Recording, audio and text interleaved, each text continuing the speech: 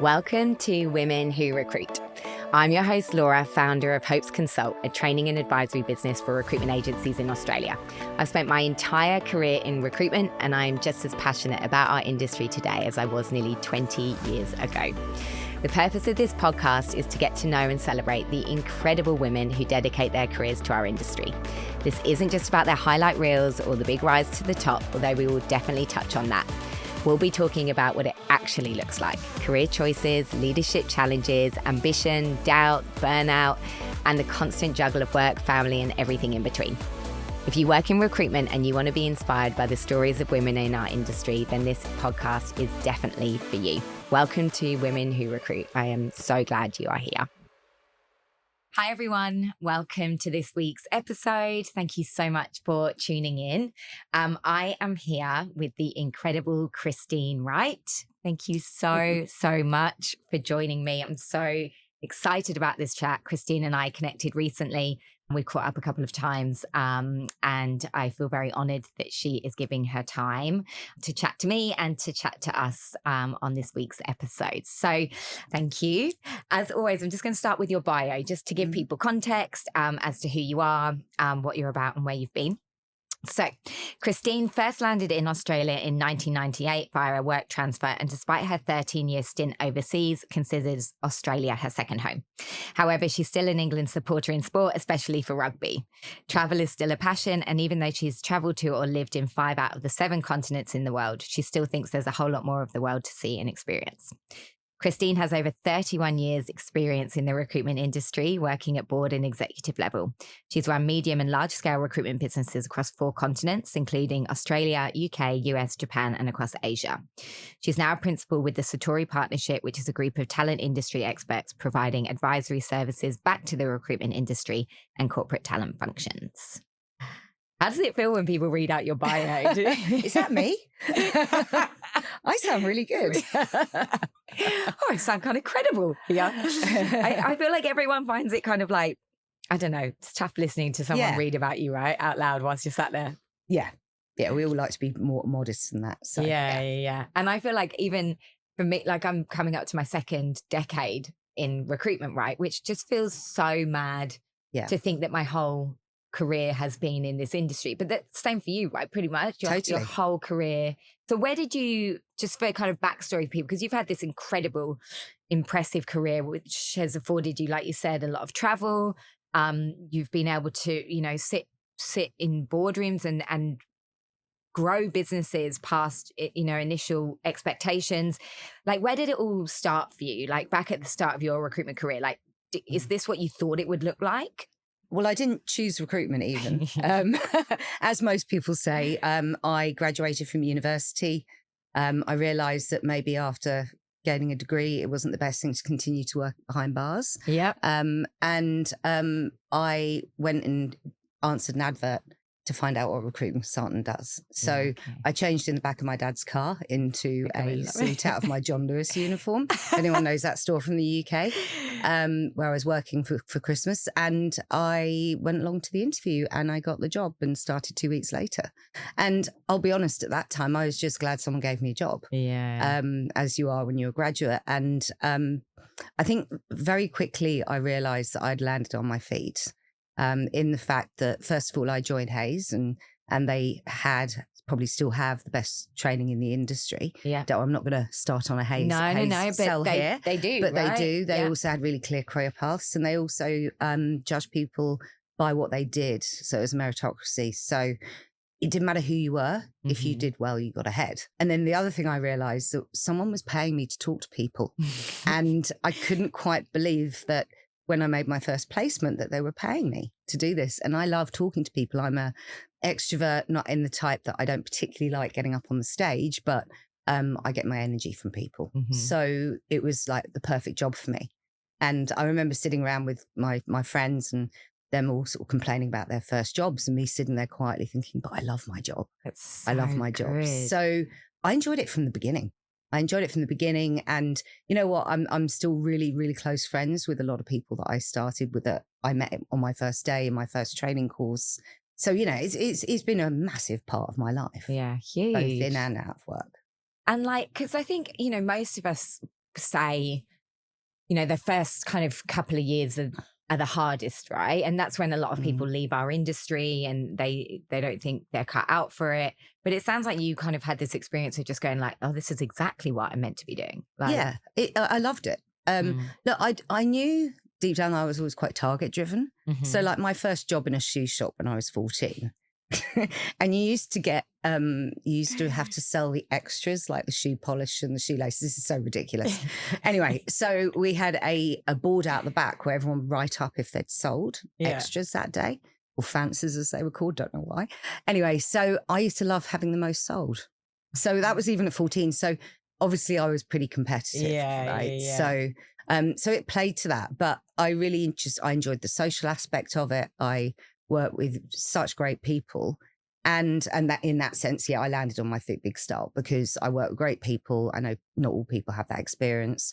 I felt a belonging to the company that I work for, and it gave me the opportunity to progress. I mean, you know, after my first 3 months, I said, I want to be a senior consultant. Did you really? And this director probably looked at me thinking, who is this little squirt?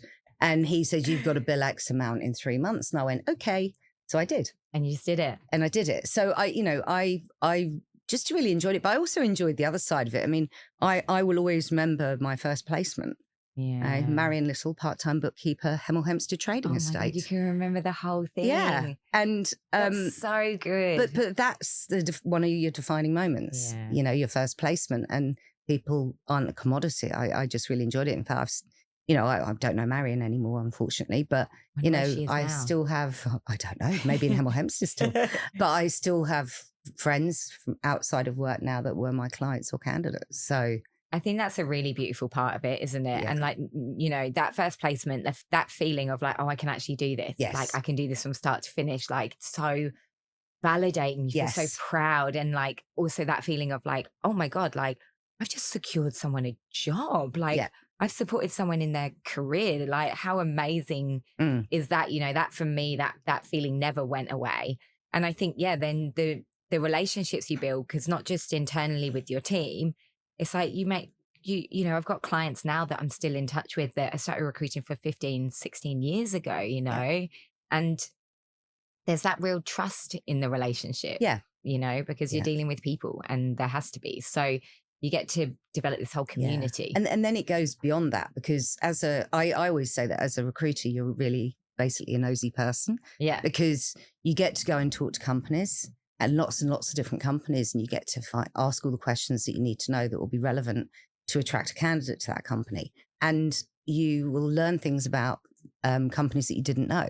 You get the inside edge. So you might see some big global multinational company that has a big brand name that obviously have got it right. And you get in there and you find out they haven't got a career path. And it's like, wow, okay. So, I just find it fascinating. Yeah. I find it fascinating. I think I love that bit of it as well. Like I got to learn about business without having to be academic, you know, how businesses work, different industries.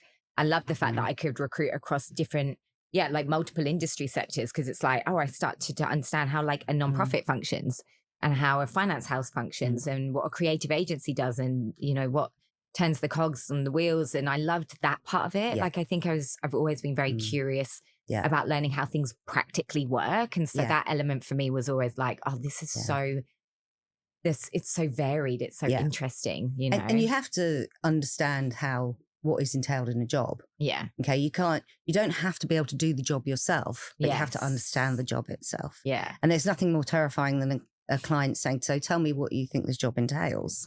When you've never done the job yourself, which is why, to be honest, I've always been a fan of the specialist model, because it means you can get deep into it. You know, by the time I finished recruiting, I was doing senior finance roles. Yeah, okay. But I'm not a trained accountant. Yeah. But I knew enough about it by then to be able to understand what worked and what didn't. Yeah, totally. You're in it, right? You're in the world of it. And, you know, and we'll talk about this. We'll talk about this more. You've had this, you know, fantastically successful career through the industry, but has there ever been a moment where you're like, you know what, fuck this? Like genuinely thought about walking away from it? Not just like, you know, the end of the week, fuck this. Like a moment where you've kind of ever questioned your place in it, or... I've never questioned my place in the industry. Yeah. I love what we do, and I do, and you know, there's a lot of company taglines out there about changing lives and that sort of thing, but that is actually what happens, and you can help someone better their life. And I think the only danger of our industry is that sometimes people forget about that bit, and they start treating every placement as a number. And they've got to remember that there's someone at the other end of that that's going to, you know, resigning from a job is hard. Starting a new job is hard. The effect of that on yourself, but also on the people around you, is hard. So I think we've got to always remember that. So no, I haven't fallen out of love with the industry. I think what we do is really important. And, you know, I think the human element is just the extra special part of it. I've moved jobs. So, you know, I've more because I feel like I've done what I set out to achieve in most cases.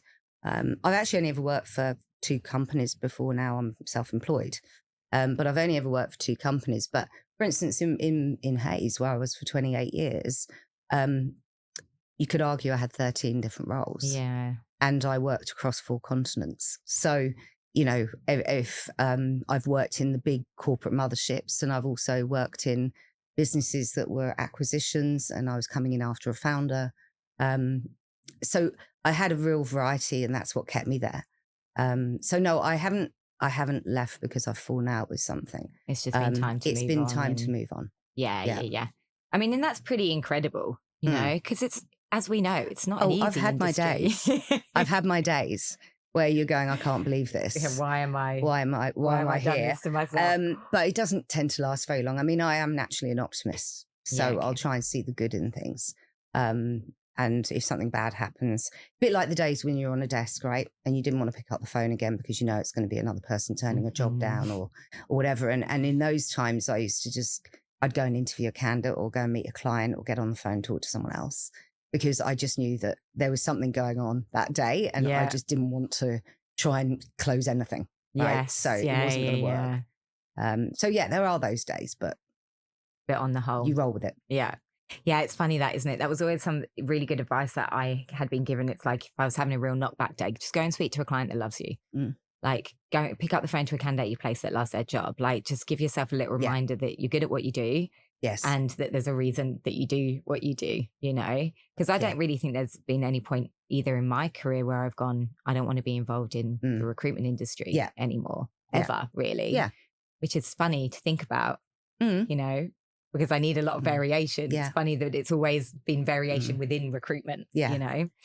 And I always, like for me now in this position of being self-employed, that's the next sort of chapter.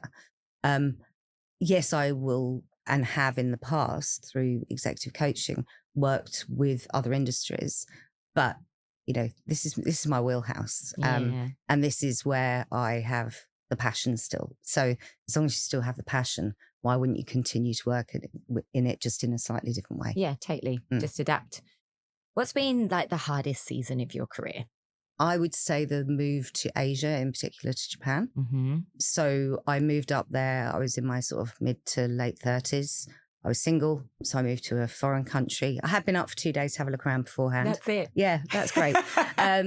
So I moved to a foreign country where English isn't the first language. Yeah, an entirely different culture.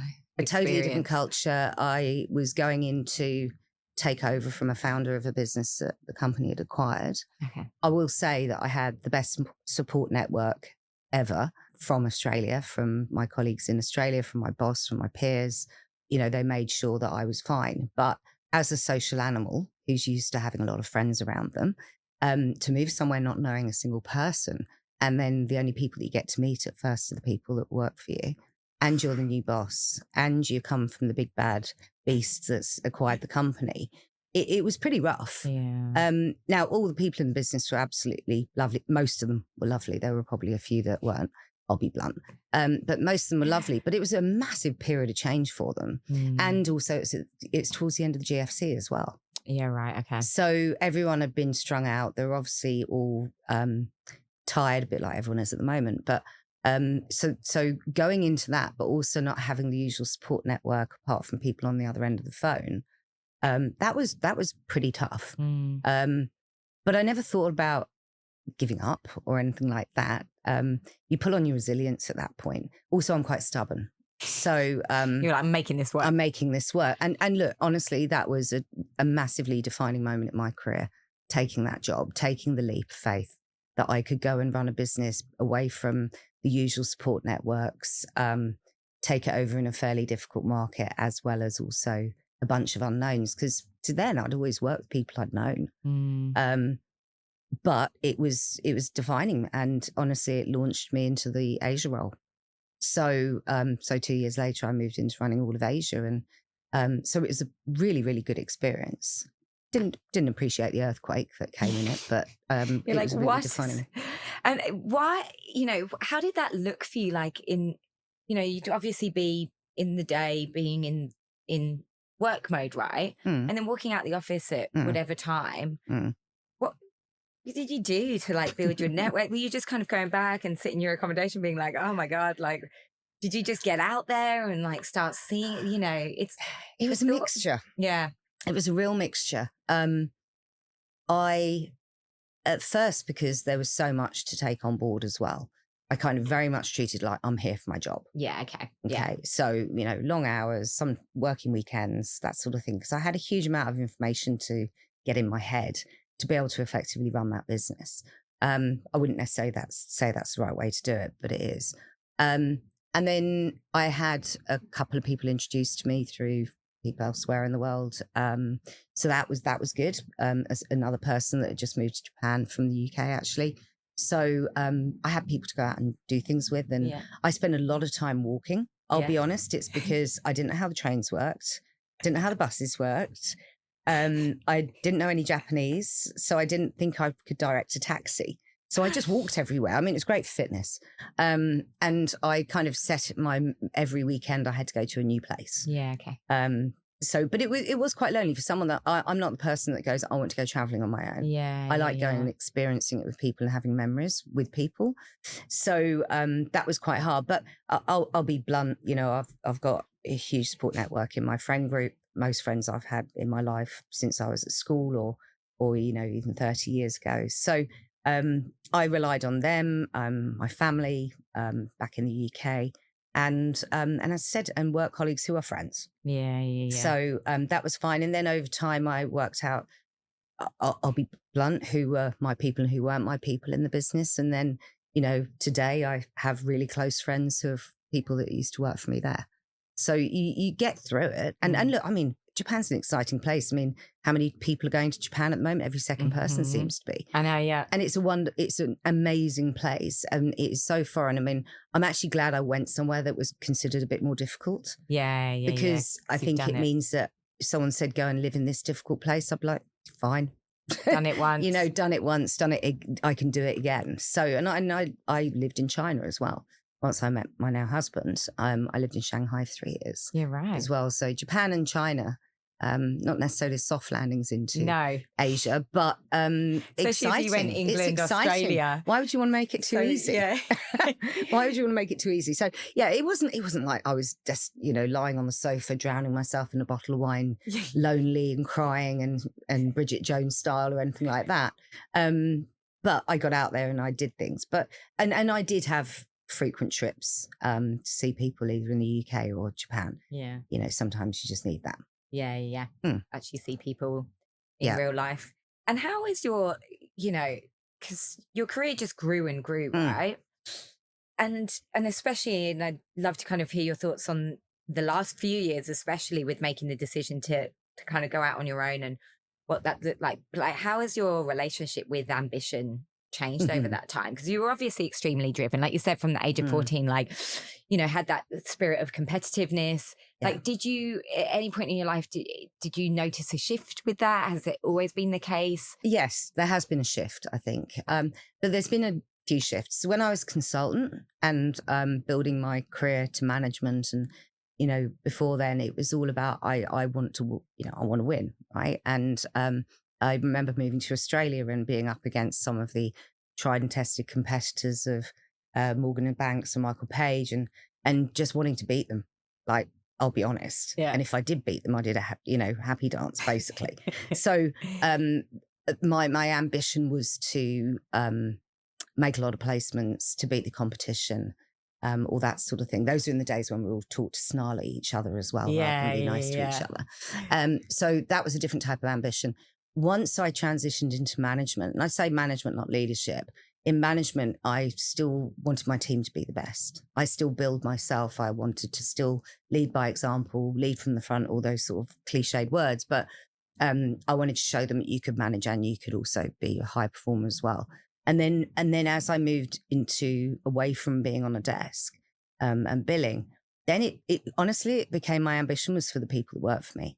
So, like I really enjoy seeing people develop, whether it be they're a consultant that's just joined the industry, all the way through to a leader that's new to running a big team, or I like ambitious people. I don't like people that think, oh, I've done enough. So my ambition changed. I wanted to do the right thing for people. I wanted to do the right thing for the business. Yes, I get rewarded, but that's a byproduct of it. I'm not saying that I do it for love, but that's a byproduct of it. But it shifted at that point to, I've always said, if I could sit at a board table and have all those people around me, I know I've done a good job. Right. So that's where it should be. And then as you get older, to put it bluntly, I remember I hate to say this, my mid-50s now, 55 this year. And I don't understand how that's happened even, to be honest. Right. But it has. But now I think in my phase of life, I've looked back at my career and what have I really enjoyed? And that's how I've ended up doing what I'm doing now. What have I really enjoyed? What gives me a buzz still? And it's, I still would love running businesses. I'm not counting that out as something in the future. But probably one of the jobs that I enjoyed the most in the last few years was my role in America, where I went in and I was a bit of a fixer and I pivoted to things and it was like, I've got a problem here. Okay, I'll go and put eyes on that and sort it out. And because of my experience, I can do things quicker. So I really enjoyed that. And that's what led me to thinking about this type of career that I'm doing now. Yeah. Because also my priorities have shifted and my ambitions have shifted in. I do want to have a bit more time outside of work. I do want to not feel guilty if I get up early and go for a walk instead of going to the office early. Yeah. And that's quite a hard thing to get over when you've been programmed for 31 years to be the first to show up, the last to leave, all that side of things, right? So, but I wanted to get away from that because I actually, as much as I think there's a time and a place for it in your career, it's not healthy to do it for all your career. Plus, I do think there's an element of you need to show people something they can aspire to get to. I'll give you I'm tangenting a bit here, but I'll give you a big example. So if someone comes to me and says, I want to bill $1 million, okay, but I want to work 9 till 4:30 and I don't want to do much business development. I say, fine, enjoy your 300-400K if you're lucky that you're going to bill, because you don't get somewhere like you have to be extraordinary and you have to work really hard. And if people say, how did you get to where you are? I worked hard. Sorry, there's no two ways around it. There's no luck unless you've got some magic wand above you. You have to work hard. You have to be resilient. You have to get on with it. And that's why I can now say, well, I want to get up and go for a walk instead of going to an office for 7:30 in the morning. And also try and get past the guilt of doing that. Yeah. Or saying, I always remember dentist appointments would be lunch times and you'd feel insanely guilty that you're going to the dentist. Like, well, I won't eat today then. So even now, even though now I'm my own boss, it's ridiculous. I went to the dentist this week and I went at lunchtime. Oh, and when they were 10 minutes late, seeing me, panicked. I was tapping my fingers, going, "Come on!" Then I thought, "What have I got to get back for?"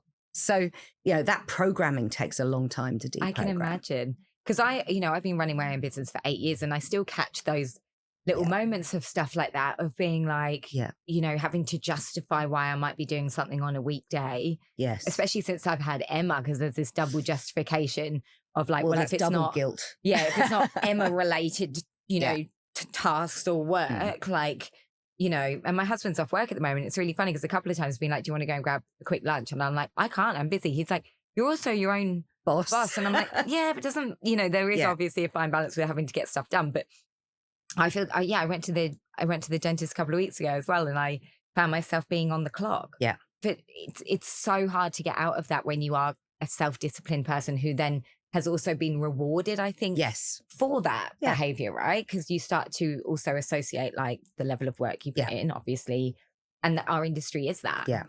And something I think would be really interesting for anyone listening to hear from you on, because a lot of the conversations I have, especially with women, is like they get to that point in their career where they want to step into leadership and management, but they really struggle with the identity shift of not being able to prove their worth on their desk anymore.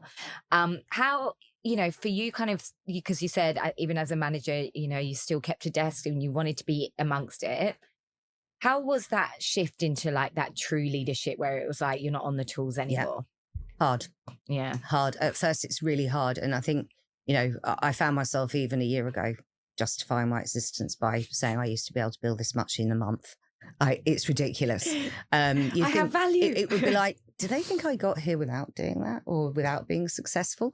But anyway, you do. But I found that shift really hard until I shifted my mindset to being proud of what my team achieved. Yeah. And then that leads into that right? ambition to see others do well, which has then taken me through to where I am now, because I want to see others do well. If they can achieve something by spending an hour a week with me or using an advisory service, so to speak, if they can run quicker because of that, then I feel I've achieved something. So that's kind of come full circle there. But you literally just have to tell yourself to look for the pingers of success from other things.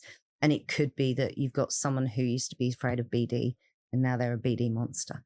It could be that you've helped someone get a placement over the line and the next time they do it themselves. So you've got to change. It's a complete change mindset. And, a lot of, when I was coming up through the ranks, everyone go, oh, well, they're a leader. They just sit behind their spreadsheets. And so I've always said, I never want to be one of those leaders. So it's about the connection with the people that work for you, no matter what role you're in.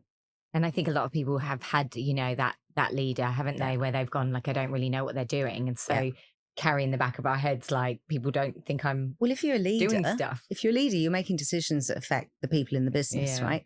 And how can you know what the people in the business need or are missing, or maybe they're not performing, right? So why? Or they're not even right for the industry. But how do you know that if you don't communicate with people? You don't do the manager's job for them, but you make sure that you're connected enough to the business, because otherwise it's really boring. Like you sit in a room, look at a few spreadsheets, go to a leader's a board meeting. Talk about pie in the sky theory as opposed to talk about strategy. I mean, you've got to find the balance between living in the day and looking to the future, which is something that in recruitment we're terrible at, because we're really good at just living in the moment, because we're trained. It's all about whether we can get that placement over the line and get them in the job on Monday. But you do have to have a bit more foresight to the future as well once you get more senior. Yeah, definitely. And I think even as consultants nowadays, like if you want to weather what the ongoing chaos of the market, you've got to be thinking about, what your desk will look like in the next 3, 6, 12 months. I think that we are in the industry, we can be quite insular. And so you talk to your clients and your candidates all the time. So you should know what's going on. But once you get back in the office, it's all about what we are doing here and what this business is doing and all that sort of thing. And I think if I looked at when I started, I'd have probably tried to create more of that commercial awareness very early on, because to be honest, if you find the job quite easy, it's never easy, but you know what I mean? If you are successful, if you take to it, it's very easy to just focus on the here and now rather than what's going to be next. And especially now, if you're recruiting that role now, is it still going to be there next year? Oh my God, totally. And most people, well, there's lots of different adoptions, right? People are either going, I'll ignore it and hope it goes away, because recruitment hasn't changed much in the last 50 years. So it will still be the same. You've got the people that have taken to the extreme and removing humans from the process, which again, I don't think is right. I'll give you a really good example on that one. In Japan, I found this very strange at first, then I got it. When there was a big deal to get over the line, a big placement, a senior level person, they used to take the person out. I hate to say this, here we go into the male, female. It was for the husband. They'd take the husband and wife out for dinner. Right. And why did they do that? Because the wife will make the final decision. Simple. Yep. AI can't do that. No. Right. So there's a place you can become more productive. You can reduce your costs. You can use these tools for all those sorts of things. But you can't, I personally believe you can't remove the human. I completely agree. I was speaking at an event on Tuesday about this, and like that AI thing came up, as it does in every conversation we're having at the moment, because I think we have to be talking about it and looking at how we're adopting it. But I've spoken to people who are like, oh, it will completely take over. And I'm like, there's already issues with it. There's already issues with being able to discern between AI, resumes and, you're never going to be able to, like, if AI is not going to replace dating, why is it going to replace recruitment? Do you know what I did? I wrote an email the other day. It was an approach to an organization. And I checked my email to make sure it didn't sound like it was AI. Yeah, oh my God, it's ridiculous, isn't it? I'd written it, but then I thought, oh, am I using some phrases that AI would use? Like, and I started stressing that they'll think it's going to be an automated email. Do I need to put some extra, exclamation marks in it or something? Isn't it ridiculous that now we're having those thoughts? I know. Like, how can we do that? So that's nuts. I will say about AI, though, I phoned a restaurant the other week to say I was going to be early. It said, I'm an AI agent. I'm here to help you. It was perfect. Really? It completely changed my viewpoint after many frustrating conversations. And before the end of the call, she said, oh, that pinging noise, that's the reconfirmation of you booking at an earlier time. And I thought, that's amazing. Like, every restaurant should be using this. Yeah. Like, that has just changed my world. It's made it so easy. But that's booking a table. Yeah. And it's not talking about a client, a candidate, a function, as opposed to a culture, a feeling, an energy, and a match people's livelihoods. Yeah. And I think, there will be adoption of it. And I know different roles will certainly shift. But if you work in a people industry, you absolutely have to be able to judge and read people. I can't ever see. And I know, there's been agencies that have kind of adopted some of these processes, and then they're like, well, some of them don't work, like the screening, but that's because of the lack of discernment. But there's also and the data. I would say there's a lot of products out there, and there's even more coming out. Yeah. It's the adoption of it, and then that becomes a cultural problem. And that becomes I'd say a leadership problem. Yeah, because if leaders don't support the change, then the change will never happen. Or it will only be adopted 50%, and then all this money that companies are spending will become pointless. And then therefore it's about education of the leaders. And unfortunately, we've got so many generations in the workforce at the moment. At one point I did feel like sticking my head under a table and ignoring it all, to be honest, right? And certainly I'm not the best with AI and the use of it and all that sort of thing, but I'm trying to learn because it's part of my job. I have to. But there are other people that will just hope it goes away. Yeah, totally. And then therefore the adoption isn't there. So, it's the roundabout. It's the same as the old days when it's like, why didn't you put it on the system? Because my manager doesn't. They don't. And then you need to give everyone touch typing lessons. But now you don't need to, because you can get something to record it and put it on there for you. Put it on like how amazing is that? I would have been so much more money. I was there constantly.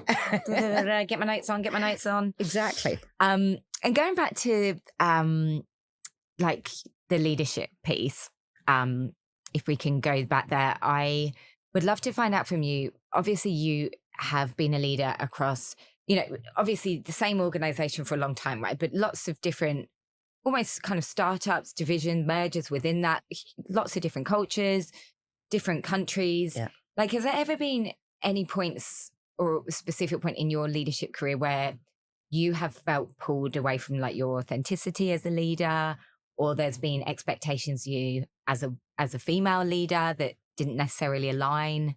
Like, because, that kind of, and I know a lot of people, there's a lot of noise around this, but like from someone who has genuinely been like senior at the table for a long time, like, did you ever feel there was ever a kind of a misalignment or an expectation from you as a female leader that you didn't quite meet, or? Not so much. So I haven't had to lead in a certain way that's not true to myself. Anyone that knows me knows I'm down to earth. This is who I am. I'm pretty straight talking. I'm very direct. Try to be fair to people, that sort of thing. So that style doesn't change. I think what people get caught up in sometimes is messaging.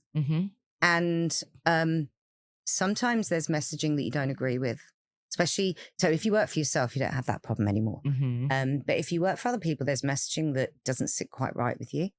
And if it's your moral compass that's affected, that's hard. Or if you are messaging something that you don't believe is going to happen. So, let's, as a female leader, when companies start talking about quotas for females in leadership, here we go.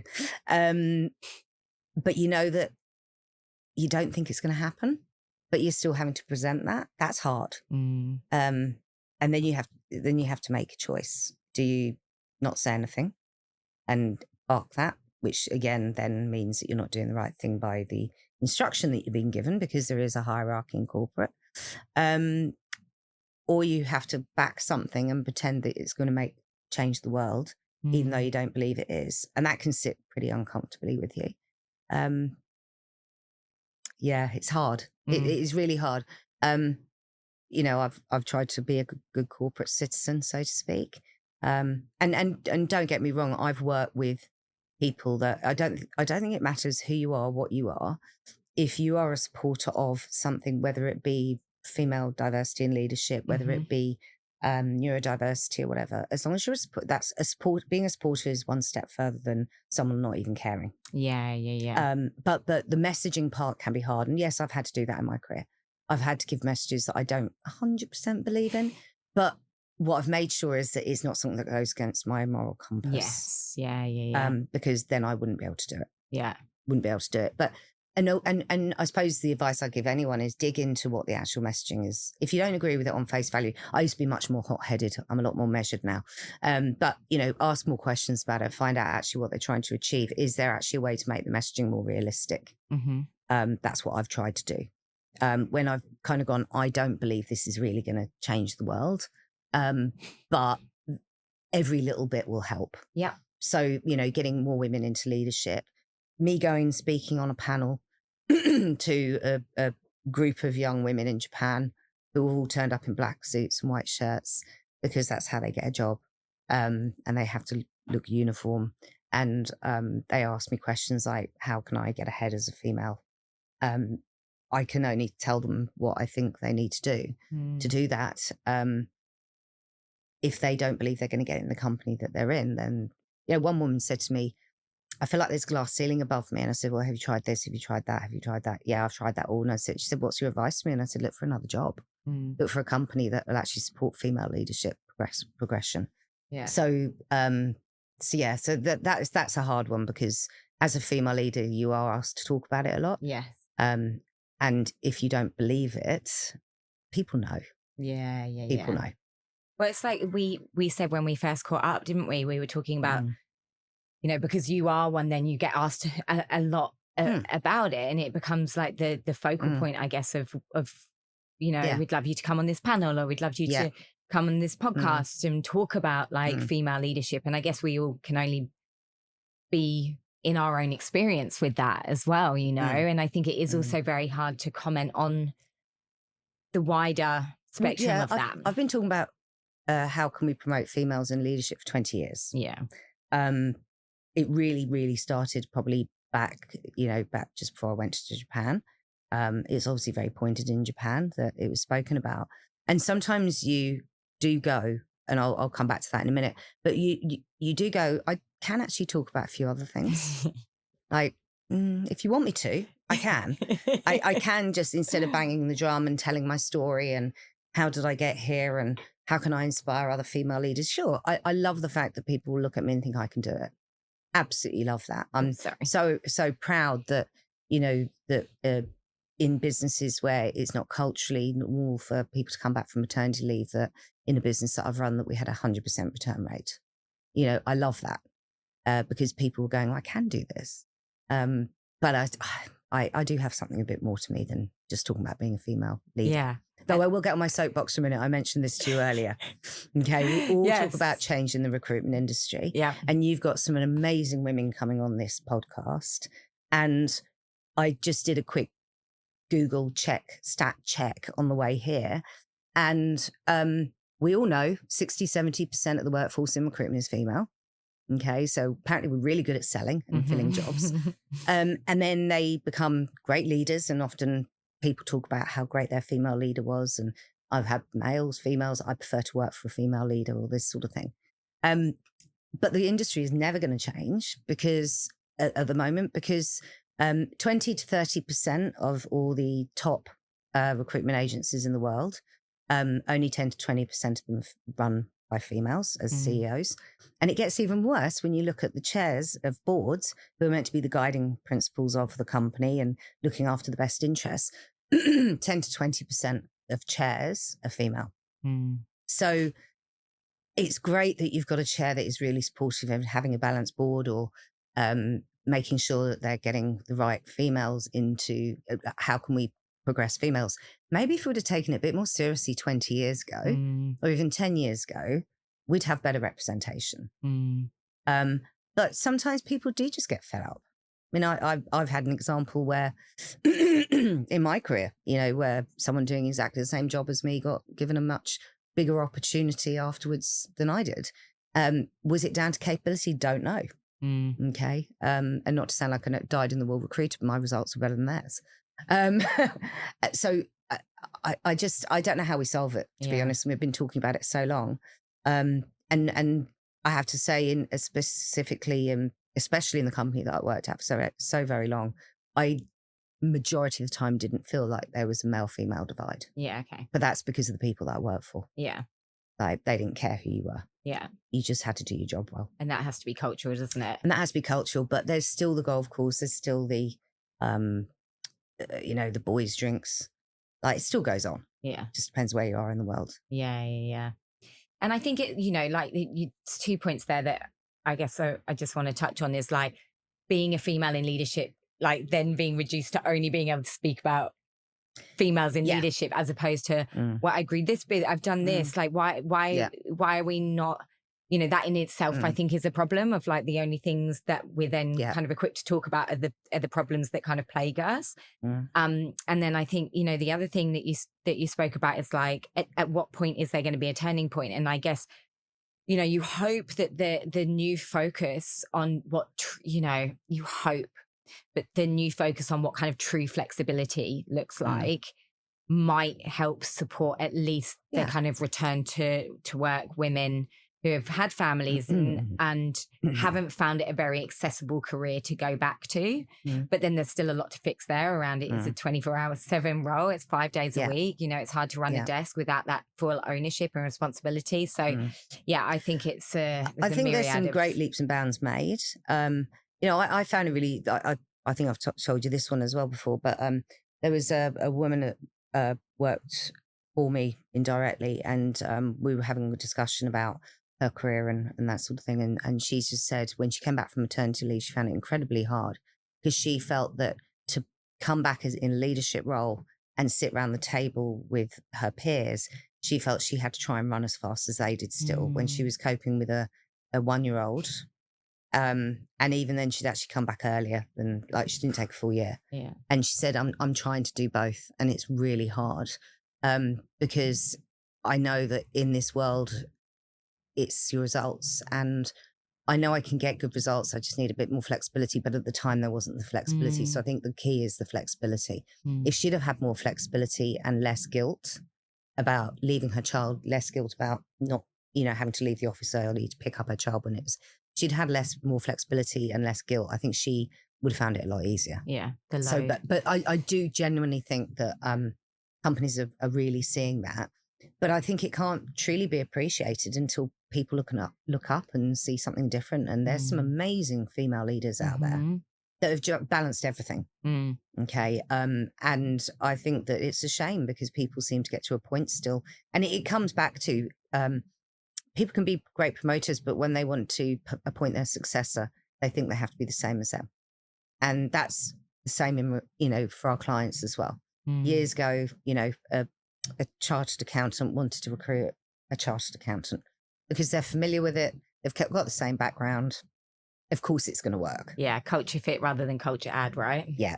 So I think age-old. that's what happens as well. Yeah. But as I said, it's just a shame we're still talking about it. There's so many more interesting things we could be talking about it. But I just think for any female out there who's in a leadership role, just keep going for it. Yeah. Like I never said I wanted to do the roles that I did. I just worked hard. And then I got the opportunity because I was lucky enough to be in a place where they give you those opportunities. Which is amazing. Conscious of time, and I could sit and talk to you for hours. And we did this last time. I was like, could have sat there for so much longer. What advice would you give to our audience now, which I'm hoping it's a mix of men and women, but I imagine would be predominantly female given the title of it, to support them with navigating their careers? So first of all, obviously, I'd say never underestimate the power of a good mentor. Honestly, I've had the same mentor for many years, and she's inspirational, down to earth. She's me, but she's not even that much older than me, to be honest. So someone that can pick you up when you're feeling underconfident, because that imposter syndrome can kick in massively. So the imposter syndrome, you've got to. I still have it. Like, why would anyone want me to come and work with them? Why? So a good mentor can really help you with that. And that's different to coaching, right? Yeah. So someone that, always keep your eyes open and look what's going on around you. Don't become so laser focused on the advancement in your career as a byproduct of the work that you're doing, rather than that being the end point and you doing everything possible to get there. Does that make sense? Yeah. And enjoy what you're doing, right? So if you're not enjoying it, then maybe it's not right for you. Yeah. Because I've been in, I've been in a job where I feel like I'm walking through mud, and God, you're exhausted by the end of each day. It's got to fill you, because it's not the right job for you anymore. Yeah. So it can be the best job, and then a few years later, it's not the right job for you. Yeah. So listen to your gut instinct, which is what everyone tells you shouldn't, but I think you should listen to your gut instinct. Don't let anyone tell you can't do anything, because the reason we are who we are and why we're doing this job or why we're in this industry is because we haven't been told we couldn't do it. Or if we have, we found a way to do it. Yeah. And then that kind of leads back to don't expect to be given everything on a plate. Yeah. Like, work bloody hard and you'll get the results, and then make sure it's right for what your life is at that time. Okay. Did you like my pearls of wisdom over the marching band? I loved your pearls of wisdom. And then it's been beautifully silent out there. And then obviously there was just a marching band, which everyone would have been able to hear. But it was a good background for your pearls of wisdom. Absolutely, yes. The marching band has now passed. So we are... I know, I was like, couldn't really hear that. And I was here. And it was beautiful advice. And I think, so many women in our space, like having that vulnerability to say, I need support, I need a mentor, I need, because there's almost like this need to protect and the facade, and I need to be viewed in a certain way, I don't want to show that weakness because that might affect. So I think it's really important that it's like, no, you need that. You absolutely need mentorship. Or someone to advise you. It's like, the more senior you get, the more lonely it gets, and that's for men and women, right? Yeah. So one of the things that I'm doing now is I'll be the sounding board for them to, run through their strategy for the business before they take it to the board. I'll ask the right questions. So I think having that sounding board is really important, which isn't coaching. I wouldn't even say it's mentoring. But it's being able to discuss. The marching band are coming back. They are, they're coming. But it's about having someone that you can bounce ideas off that's unbiased. Being able to externalize, So many of the people I coach, it's like they just need to talk out loud. Yeah.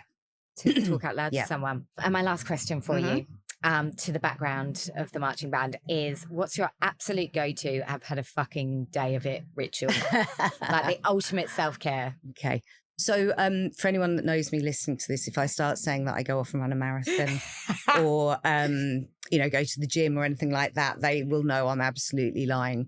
I would say that there's two things probably. One is talking to people, which sounds ridiculous after I've been speaking all day and with people all day, but I still get my energy from people. So if I'm feeling flat or low, my husband, my friends, and I can guarantee you there's some wine involved.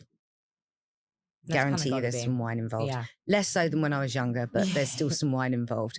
So that's my go-to. It's like, I get my optimism, my energy from people. So that's what I do. So good. Yeah, mine is the marathon and then the wine. Yeah, you're balanced. You're a bit better than me on that one.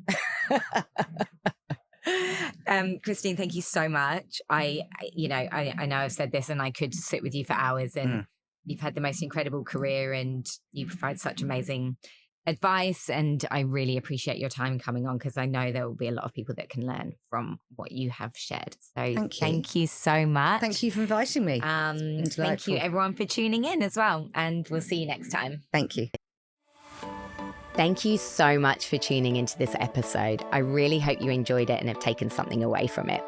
Click follow to receive new episodes as they're released. And if you know someone else in recruitment who needs to hear this episode, please send it their way. Lastly, leaving a review is so appreciated and helps others find the podcast. I really look forward to seeing you next time.